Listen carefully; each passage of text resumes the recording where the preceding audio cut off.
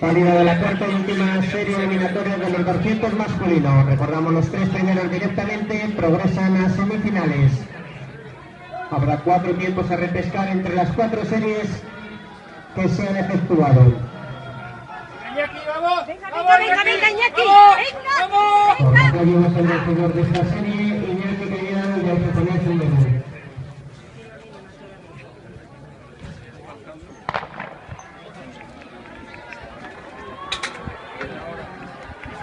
Que disputa la segunda semifinal de los 200 masculinos.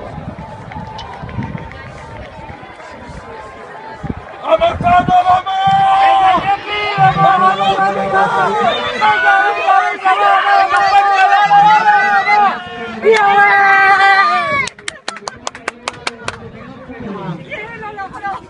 Espérate el viento.